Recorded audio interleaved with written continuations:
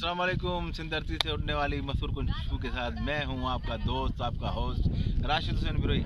जहां पर मैं बैठा हूं इस वक्त, और वहां के ज़मींदार और हारी हो सकता है कि कुछ देर बाद मुझे किडनैप करके और मुझे अगवा करके और मुझे जूते मारने शुरू हो जाएं, क्योंकि जो हालात पैदा हो गए हैं एग्रीकल्चर के, जो हारी और ज़मींदार के जो हालात हैं, उनको देख के तो आज मुझे खुद को अफसोस हो रहा है और मैं ये सोच रहा हूँ कि यहाँ पर धरना लगा के मैं खुद बैठ जाऊँ।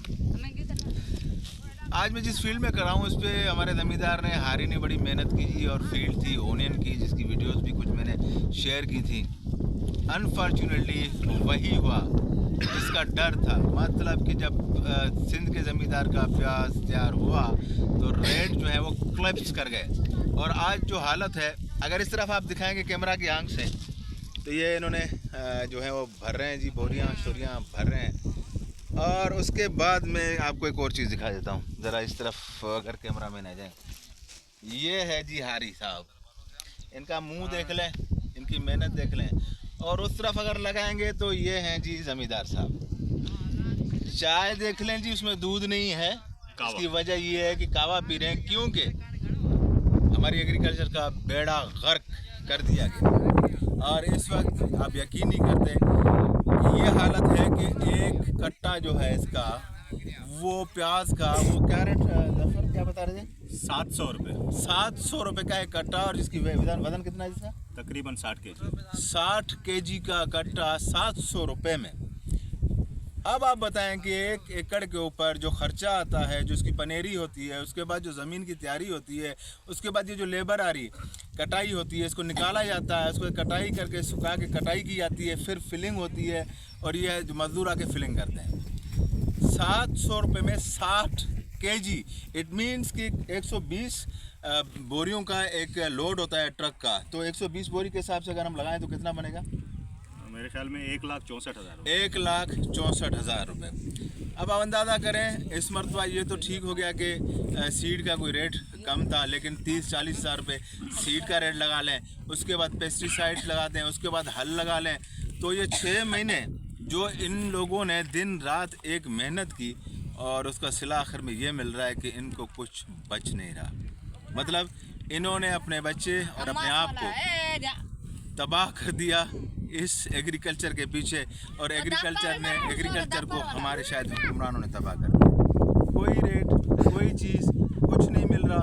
पेस्टिसाइड्स के रेट अप, फर्टिलाइजर्स के रेट अप, डीजल का रेट अप, पेट्रोल का रेट अप, और प्याज का रेट डाउन, टमाटर का रेट डाउन, कनकी का रेट डाउन। मतलब कौन सी चीज़ होगी एग्रीकल्चर की जो हमारे ज़मींदार और हारी को फ़ायदा दे सके? क्या आइंदा ये कनकी लगाएं, क्या आइंदा ये प्याज लगाएं, क्या आइंदा ये टमाटर लगाएं, या फिर आप फिर बाहर से मंगा लें और फिर इस पाकिस्तानी अवाम को महंगे दामों बेच दें, और अपनी चीज़ की कोई वैल्यू नहीं है। और प्याज जो है वो, ये जी हैं प्याज, देख सकते हैं। आखिर इस प्याज के ऊपर कोई मेहनत तो होगी नहीं, इस पे मेहनत की गई है, इस ज़मीन को चीरा फाड़ा गया है, उसके बाद ये जी प्याज बने, और आज ये प्याज ज़मींदार और हारी के ऊपर एक बम की हैसियत में गिर रहे हैं, क्योंकि अब इनको उठाना, उसके बाद अब बारिश का मौसम और वो भी ख़तरा इनके साथ। तो खुदारा एग्रीकल्चर को, मेरी वीडियो ये जो है वो एक सोशली समझ ले वीडियो है।